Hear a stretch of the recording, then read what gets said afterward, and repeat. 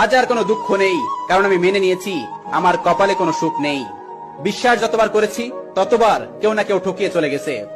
আমি প্রয়োজনে সীমাবদ্ধ, কারোর প্রিয় হয়ে ওঠার সামর্থ্য আমার নেই। আমার ভিতরের কষ্টগুলো লুকাতে আমার একটা মিথ্যা হাসি যথেষ্ট, কারণ কেউ কখনোই আমাকে বুঝতে চাইবে না। যাকে মন থেকে অনেকটা আপন ভাবা হয়, তার অবহেলা সহ্য করা সত্যি খুব কষ্টকর। জীবনটা বড় অদ্ভুত, কেউ আসে কেউ যায়, কেউ থাকে জীবনের পুরো অধ্যায়, আবার কেউ থাকে স্মৃতির পাতায়। হয়তো পরিস্থিতি এই মুখটা থেকে হাসিটা কেড়ে নিয়েছে, নয়তো একটা সময় ছিল কাঁদতে থাকা মানুষগুলোকেও হাসাইতে হাসাইতে পাগল করে ফেলেছি। ওয়াশরুমে গিয়ে কেঁদে আবার ফ্রেশ হয়ে হাসি মুখে বের হওয়া মানুষগুলো জানে কিভাবে কষ্টগুলো বুকের মধ্যে চেপে রেখে মিথ্যা হাসি দিয়ে সবাইকে বলা যায় আমি বেশ ভালো আছি।